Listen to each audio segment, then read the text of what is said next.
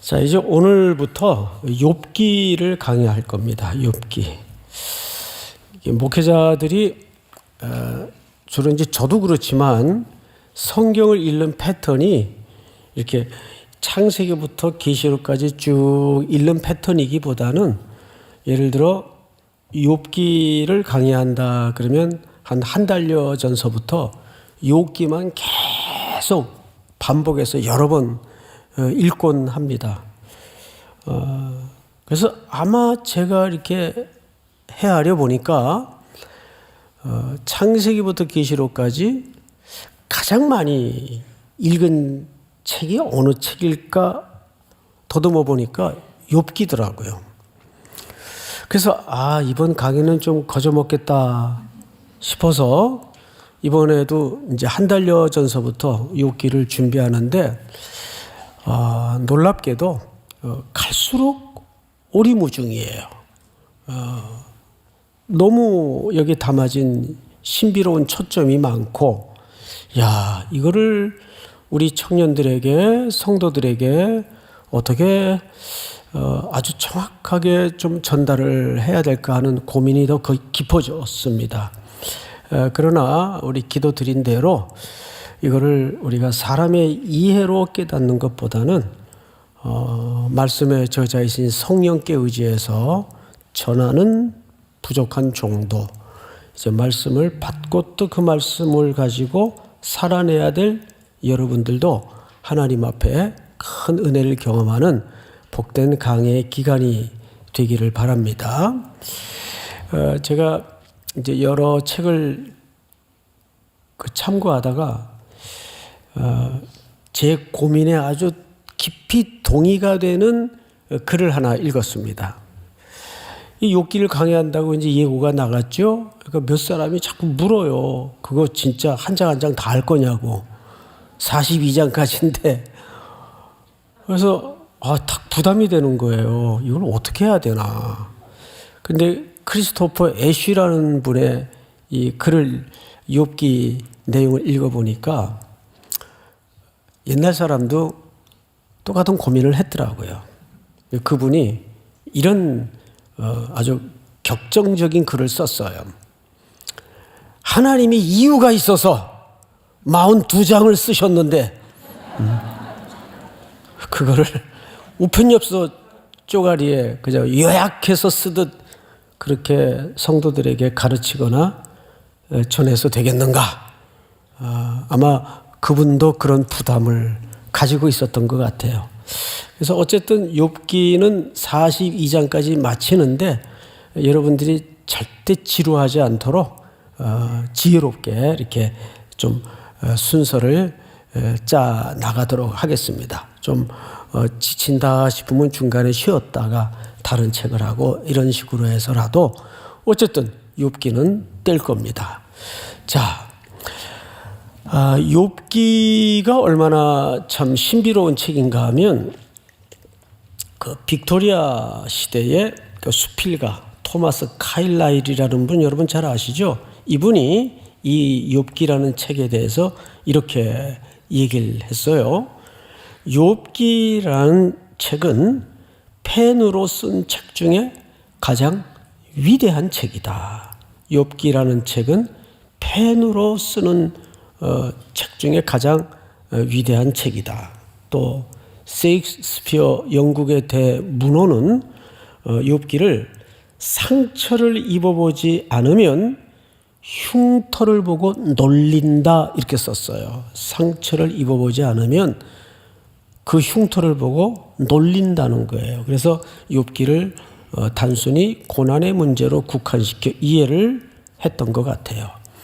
그런데 아주 우리나라의 아주 유명한 명문대학의 철학을 강의했던 교수님은 자기 철학 강의 시간에 종종 욥기를 가르치고 인용했다고까지 제가 직접 들은 적이 있습니다. 그래서 욥기를 하나의 철학의 범주로 또 이해하는 경우도 있어요. 그도 그럴 것이 욥기는 굉장히 모호한 백그라운드를 가지고 있습니다. 우선 1절만 봐도 이렇게 돼 있어요. 우스 땅에. 그러면 이 우스 땅이 어디냐? 일단 우스 땅은 학자들의 추정으로 볼 때 이스라엘에서 가운데 요단이 흐르면 저 북쪽에서 동쪽에 어느 민족이 살고 있었는가 하면 에돔이 살고 있었어요. 그 에돔 근처의 어디쯤 되지 않겠는가 추정을 합니다. 이게 확정적인 얘기는 아니에요. 이것도 추정이에요. 우스 땅. 그런데 학자들이 욥이 어디 출신이냐가 중요한 게 아니라는 거예요. 그가 이스라엘에 속한 사람이 아니라는 게 중요한 거예요. 다시요. 초점이 욥이 어디 출신이냐, 어느 땅에 살았느냐가 중요한 게 아니라 우스 땅에 살았는데 그 우스 땅 자체가 중요한 게 아니라 이스라엘 경내의 사람이 아니라는 게 중요하다는 거예요. 이제 그 이유를 조금 이따가 말씀을 드릴 겁니다. 자, 그러면 욥이라는 사람의 이 이름이 말하는 의미는 뭔가? 영어 번역을 보니까, 영어 성경을 보니까 욥이라는 한 사람이 그랬어요. 욥이라는 한 사람이. 그러니까 욥에게 방점을 찍은 겁니까? 어느 한 사람이 강조된 겁니까? 그렇죠. 어느 한 사람이 강조된 거예요. 자, 이게 왜 중요하냐 하면, 그러니까 이 이야기는, 욥이라는 책의 이야기는 욥이라는 어떤 훌륭한 특정인의 삶의 의미를 들여다보고자 하는 책이 아니에요. 보편적인 인간이 마주하는 고난이라는 본질을 통해서 그 고난 넘어 뭘 얘기하고 싶은가? 보통 우리가 욥기를 얘기할 때, 자, 우리 야고보서 5장을 한번 볼까요? 띄워주세요. 제가 좀 읽겠습니다. 이 신약 성경의 욥에 대한 정의입니다. 중요했겠죠? 이렇게 돼 있어요. 보라, 인내하는 자를 우리가 복되다 하나니 너희가 누구의 인내를 들었고, 그래서 우리 욥을 고난 가운데에서도 그 고난을 이겨내고 극복한 인내의 화신 정도로 여기까지만 읽고 치워요. 그런데 사실 본론이 뒤에 있다는 걸 많이 놓치고 봅니다. 뒤에 무슨 얘기가 있죠? 주께서 주신 결말을 보았거니와. 그러니까 욥의 저 먼 훗날의 결말은 누가 만드신 겁니까? 그렇습니다. 하나님이 만드신 결말이에요. 그러니까 욥의 인내도 그 기초와 근거가 누구의 주권 속에 있었다는 얘기일까요? 그렇습니다. 하나님의 주권 속에 있었다는 얘기예요. 이유를 볼까요? 보았거니와 주는 가장 자비하시고 긍휼히 여기시는 이시니라. 그러니까 욥이 고난이라는 현실을 마주하면서 그가 그 길고 지난한 유장한 세월을 지나오면서 그 복된 결말에 이르게 한 것도 하나님이 만드신 결말이고, 그 인내의 과정을 결국은 견인, 우리 끌어간다 그러죠. 견인하신 것도 기초가 뭐예요? 하나님이 자비하셨고 하나님이 긍휼히 여기셨기 때문이다 그 말이에요. 믿습니까? 그러니까 이 욥기라는 책은 주인공은 욥인데 누구의 스토리예요? 하나님의 이야기예요. 그러면 욥이 마주한 고난을 통해서 하나님은 무슨 얘기를 욥을 통해 하고 싶었던 걸까? 여기에 세 가지 욥기의 질문이 있어요. 세 가지 질문.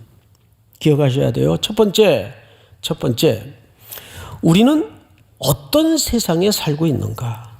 욥기를 통해서 우리는 그걸 하나님께서 드러내는 걸 보셔야 됩니다. 우리는 어떤 세상에 살고 있는가? 자, 이 세상을 일찍이 전도서에서 솔로몬이 뭐라고 정의를 했죠? 세상은 허무하다. 허무하다. 허무하다라는 히브리어 의의를 들여다보면 이거다 하고 잡았는데 남는 게 없더라 그 말이에요. 이 경제적인 개념이에요. 비즈니스 개념이에요.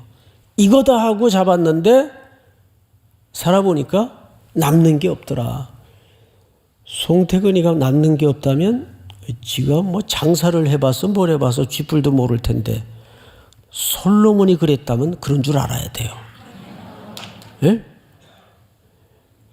살아보니까 그 인생의 모든 정점을 찍었던 인물인데 남는 게 없더래요. 두 번째가 뭐냐면 모순. 야, 살아보니까 인생이 모순이더라. 분명히 1 더하기 1은 2가 나오는 게 우리가 이해하고 암송하고 있는 공식인데 인생은 1 더하기 1은 2가 아니라 마이너스 1도 되더라. 또 내 기대 밖에 5도 나오더라. 그래요, 안 그래요? 학교 다닐 때는 맨날 탱자 놀던 애가 시집을 잘 가가지고 벤츠 몰고 나오고 그러는 거 보면 이게 뭐지? 에? 그 동창회 나갔다 오면 시험들이 들어가지고 나는 참 학교 다닐 때 공부도 잘했고 선생님들이 많이 이뻐했고 근데 어쩌다 이걸 만나가지고 인생이 그런 게 얼마나 많아요. 예? 모순이더라, 모순. 뭐 비근한 예를 들었지만 그렇잖아요. 저는 제가 지금 목사하는 것도 모순이에요. 제가 볼 때는 정말 목사 할 수 있는 사람이 아닌데 그냥 모순이에요, 이것도. 그러니까 세상에 얼마나 많은 역설이 담아져 있어요. 그 세 번째 솔로몬이 깨달았던 게 뭐죠? 불확실. 하나님이 장래일을 감추셨다 그랬어요. 어느 구름에 비가 올지 몰라요. 그러니까 남의 집 자녀들 이야기도 함부로 하는 게 아니에요. 자기 자식 가운데 뭐가 나올지 알 게 뭐예요? 그건 모르는 거예요. 그러니까 인생의 경륜이 조금씩 경험이 늘어날수록 사람이 겸손해지는 게 정상이에요. 자신만만해지는 게 아니라 야, 손에 땀이 있을 때는 그래도 내가 참 자신만만했는데 쇠도 씹어먹을 것 같고 마음만 먹으면 다 이룰 수 있을 것 같았는데 탁 사회라는 현실에 던져져 보니까 되는 게 없잖아요. 예? 다 잘 나가는 것 같고 나만 처지는 것 같고 내 앞길 잘 모르겠고 불확실한 이게 솔로몬이 깨달았던 이 세상의 질서예요. 그런데 욥은 그걸 가장 극대화시켜서 드러낸 어느 한 사람의 이야기예요. 인류의 이야기고 그냥 인간의 이야기예요. 욥이라는 특정인의 이야기가 아니에요, 여러분.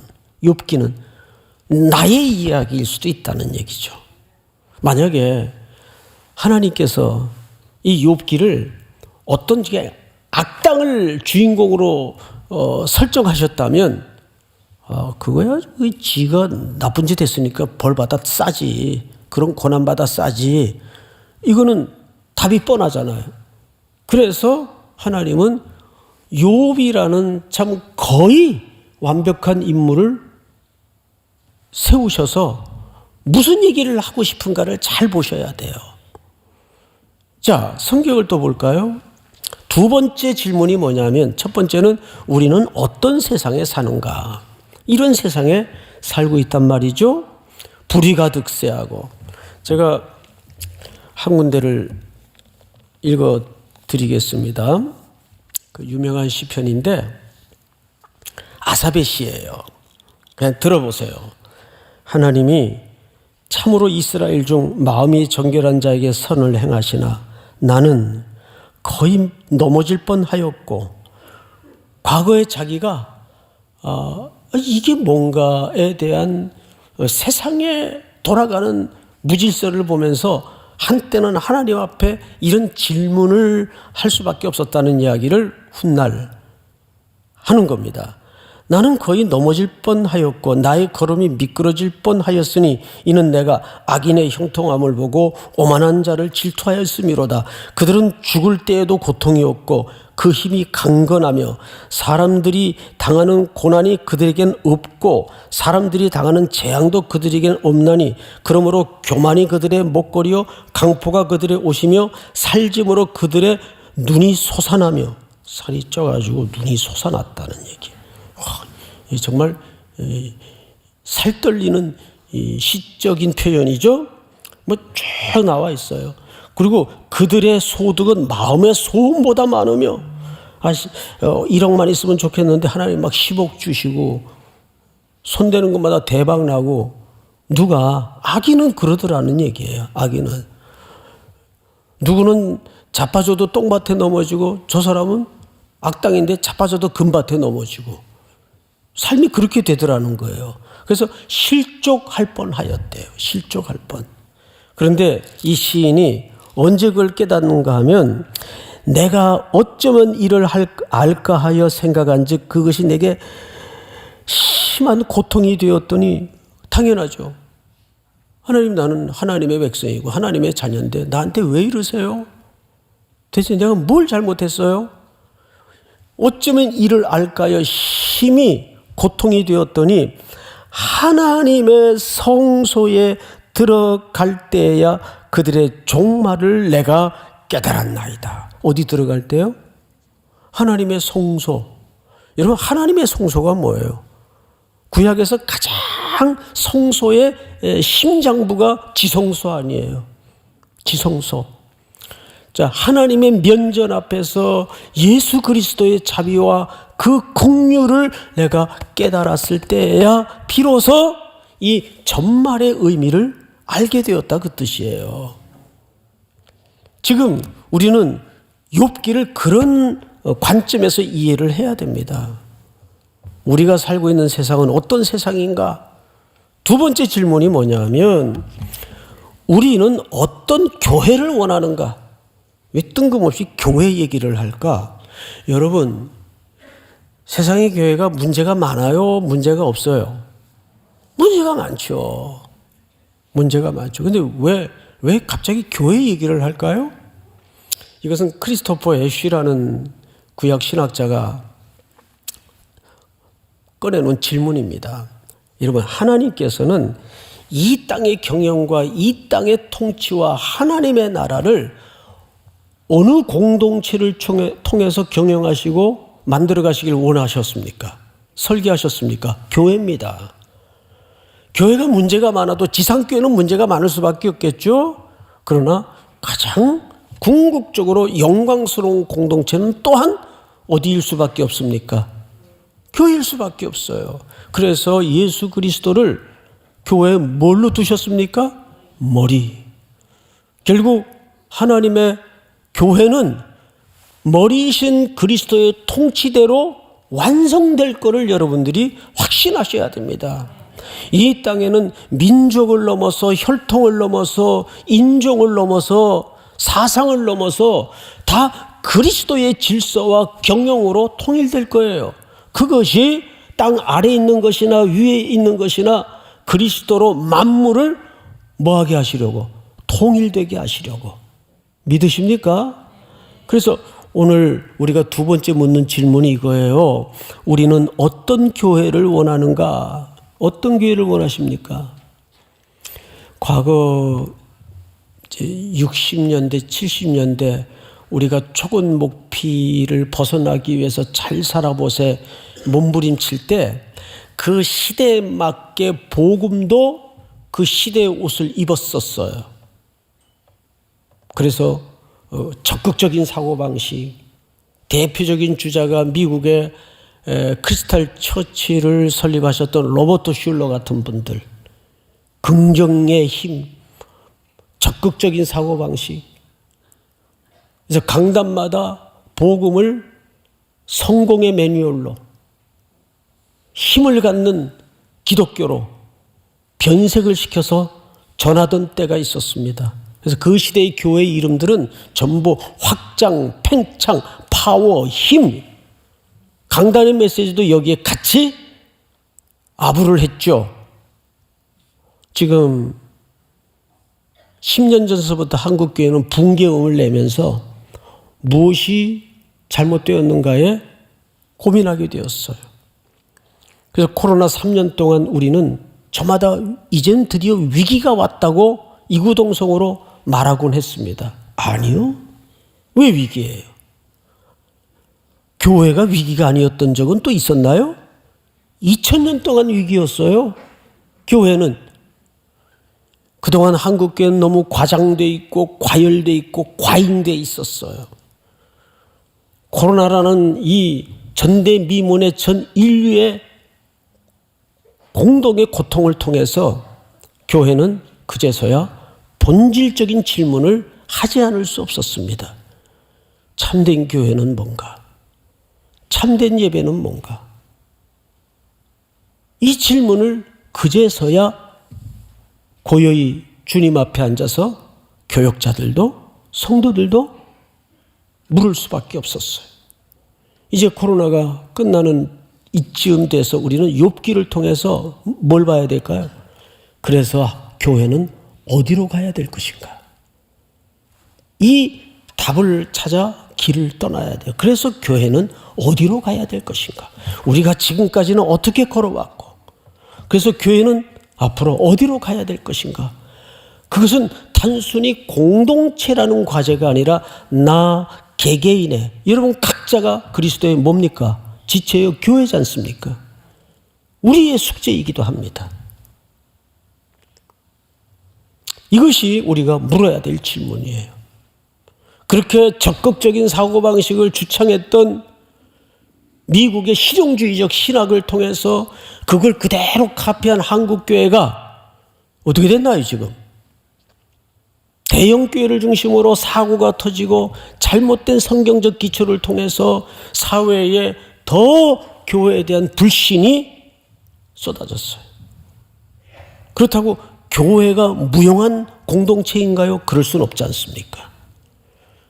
그 명성을 날렸던 크리스천 처치는 지금 어떻게 됐나요? 교인이 모이질 않아가지고 운영이 안 돼서 결국은 큰 카톨릭 재단으로 넘어갔어요. 팔렸어요. 이게 얼마나 한 세대를 버티지 못하고 무너지는 모습을 온 세계의 교회가 경악을 금치 못하고 주목했던 참 슬픈 현대사예요. 그것이 이 시대의 교회가 앞으로 어떻게 가야 될 것인가에 대한 중요한 명제를 던지는 겁니다. 우리는 어떤 교회를 원하는가? 전부 움켜쥐고 확장하고 팽창하고 힘을 갖고 이 사회의 헤게모니를 잡고 계속 이런 복음을 원하십니까?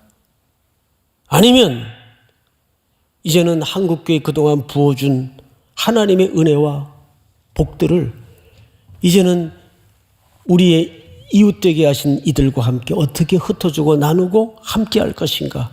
이 고민에 천착해야 돼요. 한국교회는 이 고민으로 방향을 잡지 않으면 어쩌면 주님 다시 오시는 날까지 기회가 없을지도 몰라요. 마지막 세 번째 질문이 뭐냐 하면 우리는 어떤 구원자를 원하는가? 도대체 선거 때마다 이 시대의 메시아는 누구인가? 이런 카피를 볼 수가 있어요. 그런데 사회도 그렇게 질문을 했다면 정말 교회는 도대체 어떤 메시아를 원하십니까? 예수님이 오셨을 때 그 시대가 원했던 메시아는 정치적 메시아였고 힘을 가진 메시아였고 우리의 빵을 해결해 주는 메시아를 기대했어요. 그러다 보니까 참된 메시아가 오셨음에도 불구하고 그 메시아를 바로 보지 못하는 역사적 죄악을 저질렀죠. 로마서 5장을 한번 띄워주실까요? 우리 전체가 한번 같이 읽겠습니다. 다 같이 시작. 한 사람이 순종하지 아니함으로 많은 사람이 죄인 된 것 같이 한 사람이 순종함으로 많은 사람이 의인이 되리라. 아멘. 한 사람이 순종하지 아니함으로, 아담의 죄를 얘기하죠. 아니함으로 많은 사람이 죄인 된 것 같이 한 사람이, 둘째 아담이시죠. 예수 그리스도, 사람의 아담의 형상을 입고 죄인의 몸을 입고 이 땅에 오신 한 사람의 순종을 통해서 많은 사람이 뭐가 됐어요? 이 질서와 원리는 오늘 우리에게 매우 선명하고도 깊은 명제입니다. 하나님은 집단을 원하는 게 아니에요. 숫자를 원하는 게 아니에요. 하나님이 찾으시는 진정한 새로움, 부흥은 언제나 한 사람이에요. 이스라엘이 포로로 돌아와서도 타락에 해가 뜨고 해가 지니까 하나님께서 2차 포로 귀환을 시키시는데 에스라 선지자를 1차 포로 귀환의 10분의 1도 안 되는 숫자를 올려보내십니다. 이스라엘로. 듣던 소문보다 이 백성들이 계속 정신 못 차리고 70년의 그 혹독한 풀무의 역사를 잃어버리고 잊어버리고 여전히 죄짓고 우상숭배하던 모습을 목격하면서 에스라는 사람을 끌어모으고 부흥의 기획을 하고 하지 않았어요. 아와 강가에서 혼자 앉아 웁니다. 기도합니다. 많은 수가 필요한 게 아니에요. 뭐 연합해가지고 세를 모아서 그 세력으로 기독교는 새로워진 적이 없어요. 세상을 바꾼 적도 없어요. 언제나 하나님 앞에 마주 앉은 한 사람.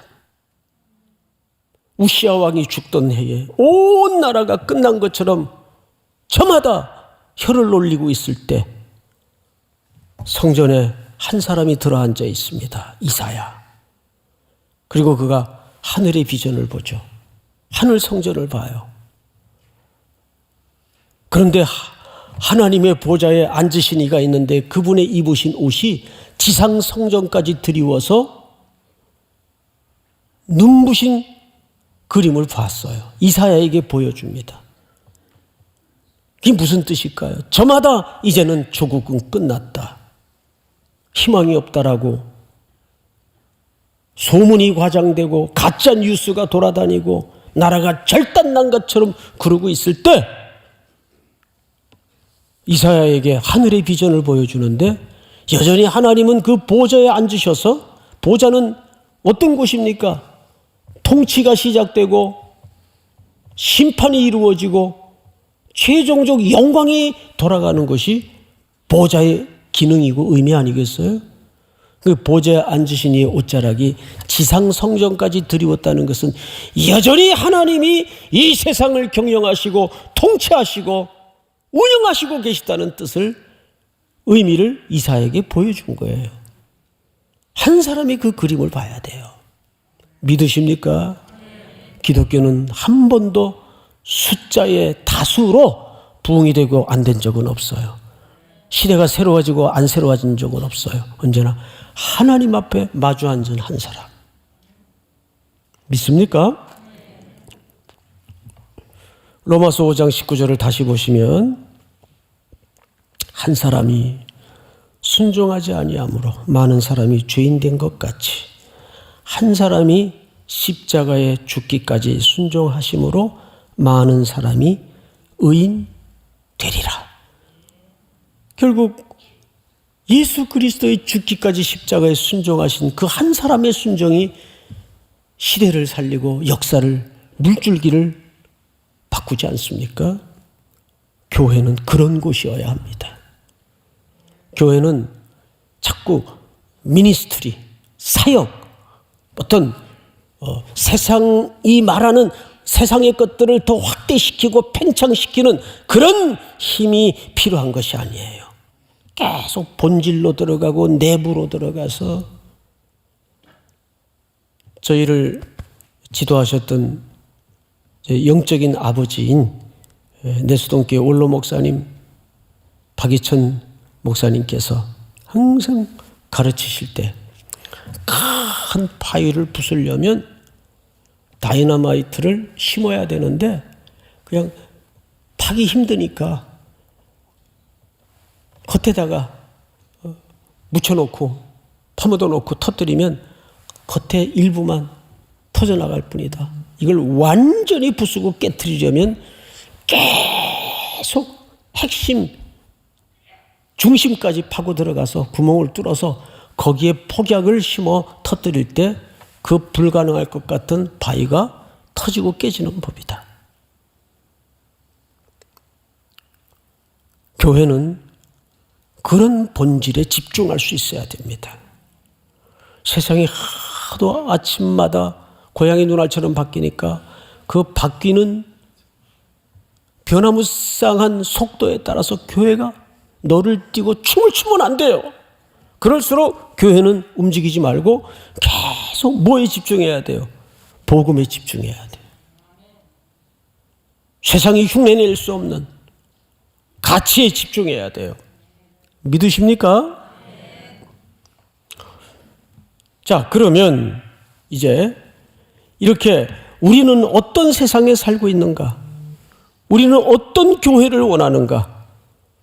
우리는 어떤 구원자가 필요한가? 세 가지 질문을 했다면 이제 우리가 욥의 프로필을 잠깐 보십시다. 오늘 어차피 개요 시간이니까 우리가 본문을 자세히 들어가지는 못합니다. 욥의 프로필을 좀 보십시다. 1절 우스 땅의 욥이라 불리는 사람이 있었는데 그 사람은 첫째 어떤 사람이에요? 온전한 사람이에요. 이 번역을 잘한 것 같아요. 온전하다는 것은 퍼펙트하다는 의미가 아니에요. 자, 우리 욥기 13장을 보시면 욥도 불완전한 모습이 소개되어 있어요. 띄워볼까요? 같이 읽습니다. 시작. 주께서 나를 대적하사 괴로운 일들을 기록하시며 내가 젊었을 때 지은 죄를 내가 받게 하시오며. 그는 완전한 사람은 아니에요. 여전히 우리처럼 성정이 연약하고 실수하고 죄를 짓는 사람이에요. 근데 여기 온전하다는 말은 그것과는 조금 다른 의미입니다.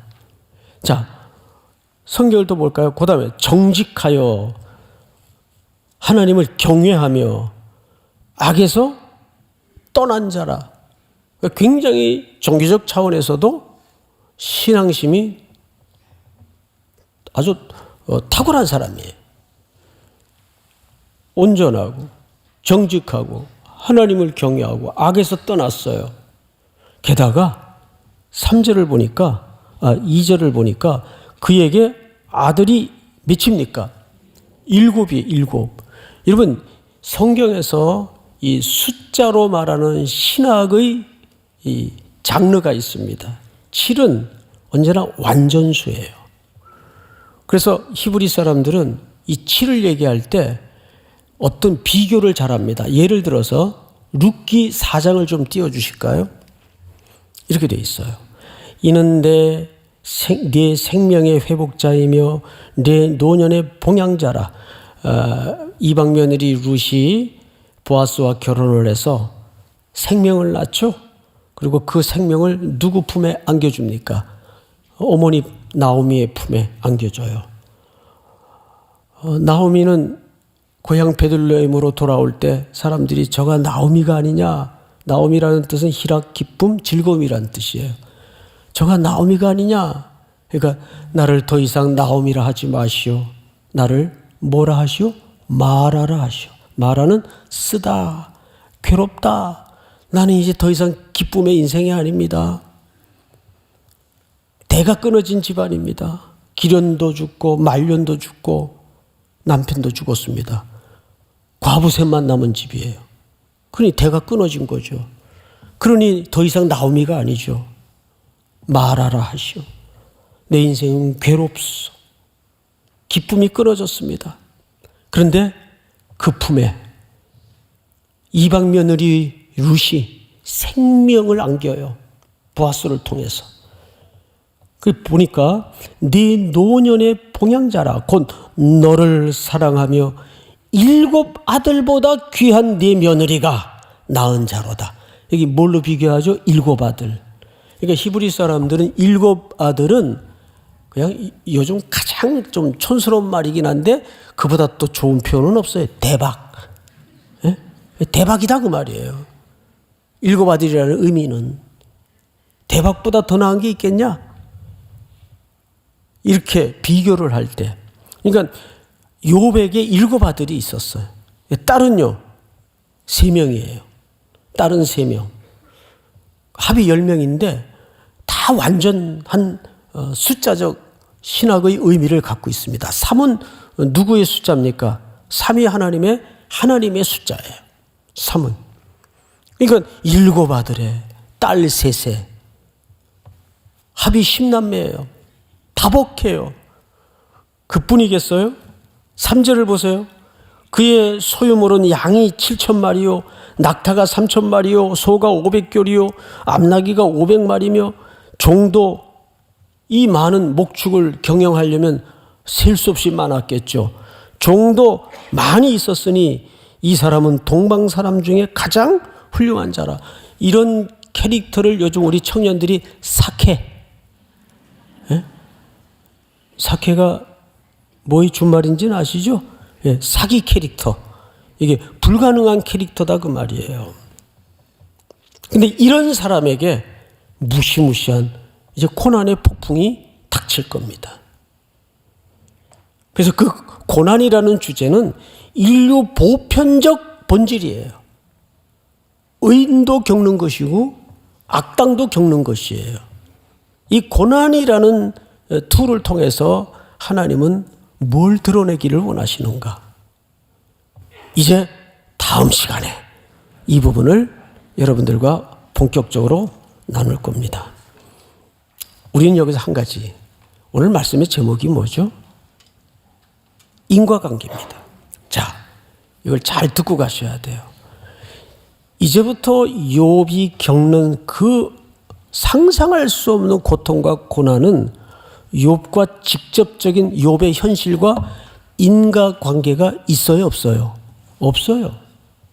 오로지 천상의 하나님과 또 하나님의 아들들과 그리고 사탄의 대화를 통해서 욥에게 가해지는 고통들이에요. 인과관계가 있어요, 없어요? 없어요. 실제 우리가 겪는 현실도 보면 왜 내게 이런 고통이 겹겹이 부딪히는 걸까? 이해할 수 없는 고난들이 얼마나 많아요. 그런데 우리는 대부분 욥의 세 친구 같은 질문을 던지죠. 욥의 세 친구가 소문을 듣고 찾아와서 뭐라 그러죠? 야, 생각을 해봐. 너 하나님 공의로운 하나님인 거 믿지? 믿지.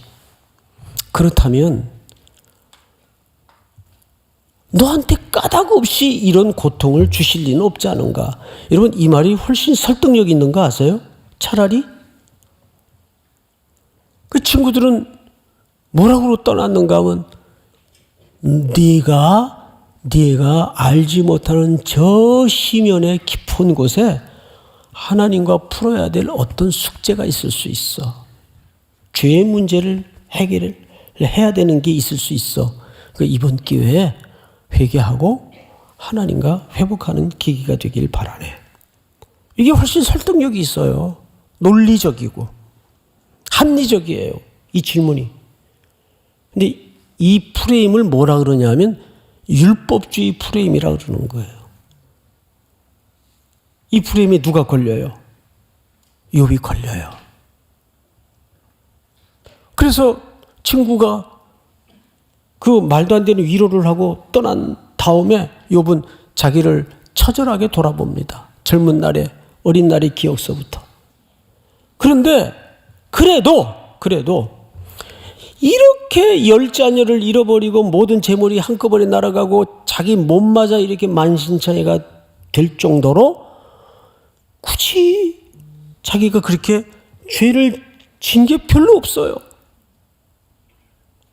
그래서 하나님 앞에 무서운 항변을 하기 시작합니다. 욥은 인내의 화신이 아니라 계속 그때부터 댕댕거리고 하나님 앞에 화를 내고 질문을 해요. 오늘 그 얘기예요. 그 속에 내가 있고 우리가 있는 거예요. 그래서 그 답을 어디로 끌고 가시는가? 어쨌든 결말은 42장에 보니까 내가 전에는 귀로 듣기만 하였사더니 이제는 눈으로 주를 배움나이다 하고 욥이 회개한 다음에 내가 제 가운데 앉아 회개하나이다 하고 제일 먼저 기도했던 대상이 기억나시죠? 친구들을 위해서 기도합니다. 친구들이 던졌던 질문은 우리 인간의 가장 본질적인 율법주의적 접근이에요. 야, 네가 까닭없이 하나님이 너한테 이런 고통을 줄 리가 없잖아. 근데 실질적으로 욥이 당했던 고난은 아무 욥과는 현실적인 관계가 없어요. 과연 이 과정을 통해서 하나님은 고난의 문제를 훨씬 뛰어넘는 어떤 근본적인 피조물의 문제를 우리에게 드러낼 겁니다. 다음 시간에 그 얘기를 기대하면서 우리 다 일어나십시다.